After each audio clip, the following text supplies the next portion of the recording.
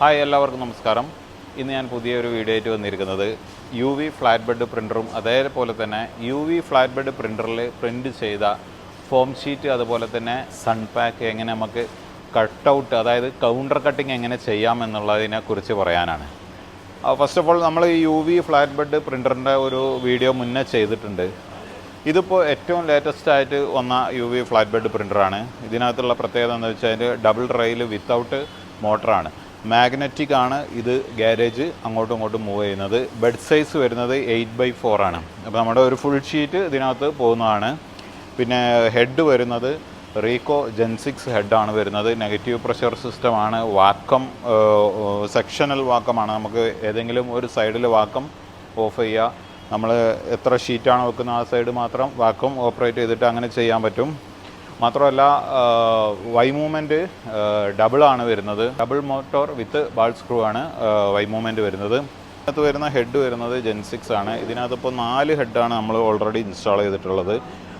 Rico gen 6 colour മാത്രമാണ് നമ്മളിപ്പോൾ ചെയ്തിട്ടുള്ളത്. ഇതിൽ വൈറ്റ് വാർണിഷ് നമുക്ക് ഇൻക്ലൂഡ് ചെയ്യാൻ പറ്റുന്നതാണ്. ഇപ്പോൾ വൈറ്റിൻ്റെ അതായത് നമുക്ക് വൈറ്റ് പർപ്പസ് വരുന്നത് എന്താ വെച്ചാൽ ക്ലിയർ അക്കറിലേക്ക് അതല്ലെങ്കിൽ മറ്റു സൈനേജ് വർക്കുകളൊക്കെ ചെയ്യുമ്പോൾ വൈറ്റ് വേണമെന്നുണ്ടാവും. വൈറ്റ് വേണമെന്നുണ്ടെങ്കിൽ നമുക്ക് അഡീഷണൽ വൈറ്റ് ചെയ്യാൻ പറ്റും.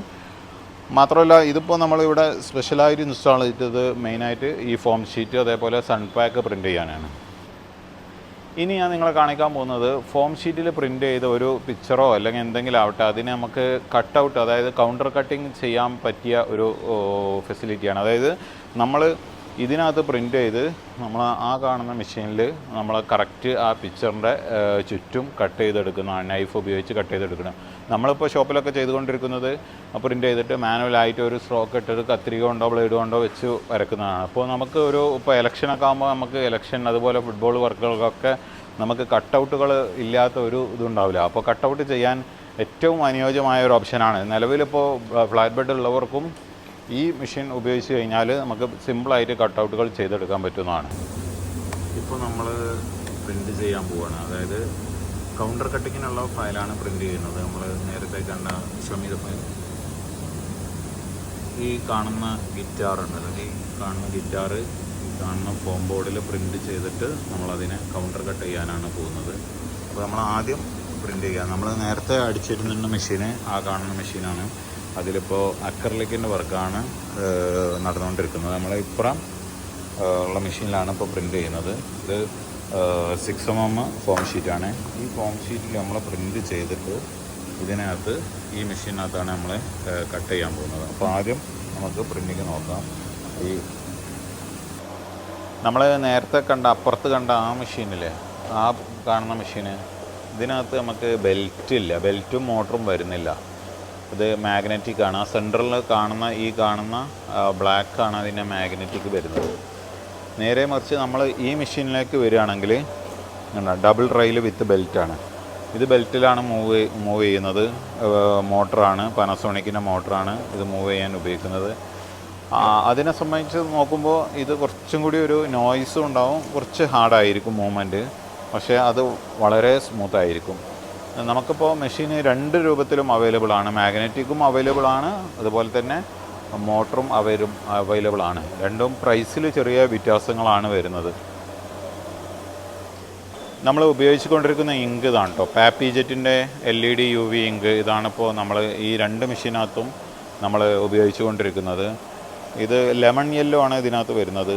വളരെ എന്താ പറയുക, സ്റ്റേബിളായിട്ടുള്ള ഇങ്കാണ്. നമുക്ക് പ്രിൻ്റ് കണ്ടാൽ തന്നെ അറിയാൻ പറ്റും. മാത്രമല്ല നമ്മൾ പ്രിൻ്റ് ചെയ്ത് കഴിഞ്ഞാൽ ഒരു സ്റ്റിക്കി ഫീലോ അങ്ങനെയുള്ള ഫീലുകളൊന്നും ഉണ്ടാവില്ല. വളരെ നല്ല രീതിയിൽ ക്യൂറാണ് ഇങ്കാണ് ഇതിനകത്ത് വരുന്നത്. എല്ലാ കളറും നമ്മൾ പാപ്പി ജെറ്റാണ്. ഇതിനകത്ത് വാർണിഷ് വരുന്നുണ്ട്. ഇപ്പോൾ വാർണിഷ് ഇപ്പോൾ നിലവിൽ നമ്മൾ ഇൻസ്റ്റാൾ ചെയ്തിട്ടില്ല. ബാക്കി വൈറ്റും ബാക്കി കളേഴ്സുമാണ് ഈ മെഷീനകത്ത് ഉള്ളത്. ആ മെഷീനകത്ത് നമ്മൾ കളറ് മാത്രമേ ചെയ്തിട്ടുള്ളൂ. അപ്പോൾ ഇതിനകത്ത് ഈ മെഷീനകത്ത് അടിച്ചുകൊണ്ടിരിക്കുന്നത് അക്കർലിക്കാണ്. വൈറ്റ് അക്കർലിക്കിൽ നെയിം ബോർഡുകളാണ് ഇങ്ങനെ അടിച്ചുകൊണ്ടിരിക്കുന്നത്. നമ്മൾ ലേസറിൽ കട്ട് ചെയ്തിട്ട് സ്റ്റിക്കറൊക്കെ ചെയ്യുന്നതിന് പകരം നമുക്ക് ഡയറക്റ്റ് യു വിയിൽ പ്രിൻ്റ് ചെയ്യാം. യു വിയിൽ പ്രിൻ്റ് ചെയ്താലുള്ള ഗുണം എന്താ വെച്ചാൽ നമുക്ക് നല്ല ലൈഫ് ഉണ്ടാവും. സ്റ്റിക്കറൊക്കെ ആരെങ്കിലും പൊളിച്ചു കൊണ്ടുപോകും, അങ്ങനത്തെ പ്രശ്നങ്ങളൊക്കെ ഉണ്ടാകും. നമുക്കിത് നല്ല ലൈഫുണ്ടാകും. പ്രിൻ്റ് ഏകദേശം തീരാറായിട്ടുണ്ട്. പിന്നെ നമ്മളിപ്പോൾ അടിച്ചുകൊണ്ടിരിക്കുന്നത് 4 പാസ്സാണ്. ഇതിനകത്തും വരുന്ന ഹെഡ് ജെൻ 6ൻ്റെ ഹെഡാണ്. ഇത് 2 ഹെഡാണ് വരുന്നത്. ആ മെഷീന് കുറച്ചും കൂടി ഫാസ്റ്റാണ്, അത് 4 ഹെഡാണ് വരുന്നത്.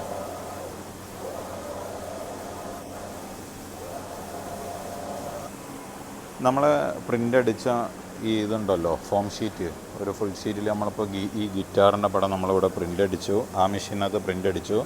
അത് നമ്മൾ ഇതിൽ ലോഡ് ചെയ്ത് വെച്ചിട്ടുണ്ട്.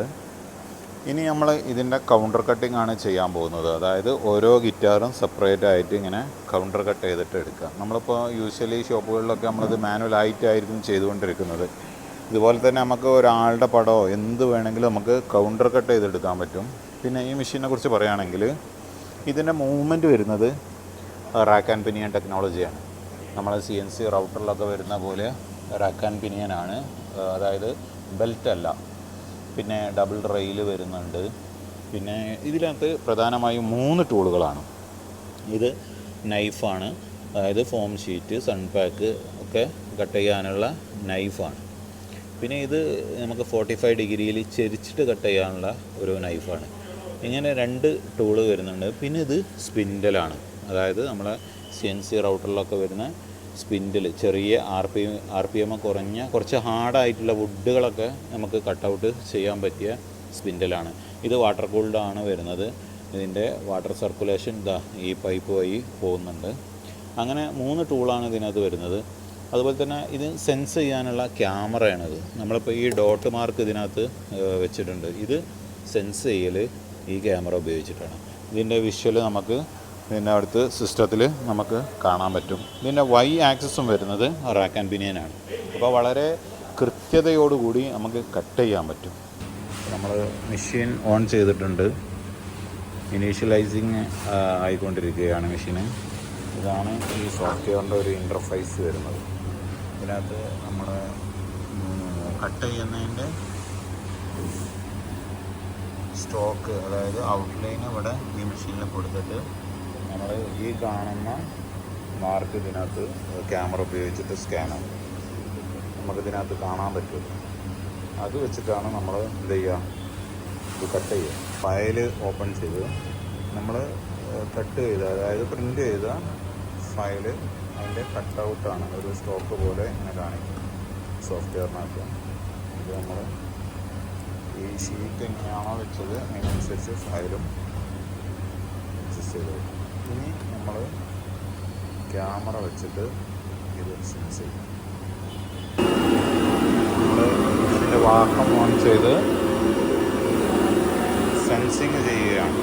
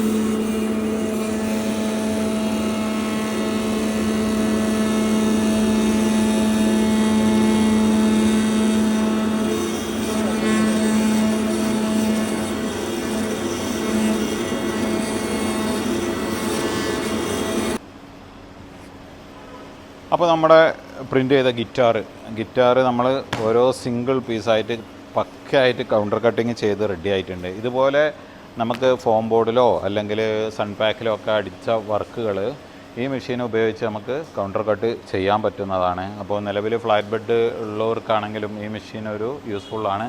മാത്രമല്ല ഞാൻ നേരത്തെ പറഞ്ഞ പോലെ ബ്ലേഡ് 45 ഡിഗ്രിയുള്ള ബ്ലേഡ്, പിന്നെ ഹാർഡ് മെറ്റീരിയൽ ആണെന്നുണ്ടെങ്കിൽ, അതായത് നമ്മുടെ MDF പോലത്തെ മെറ്റീരിയൽ ആണെന്നുണ്ടെങ്കിൽ നൈഫ് അല്ലാതെ തന്നെ നമുക്ക് അതിനകത്ത് സ്പിൻഡിൽ വരുന്നുണ്ട്. ആ സ്പിൻഡിൽ ഉപയോഗിച്ച് നമുക്ക് കട്ട് ചെയ്യാൻ പറ്റും.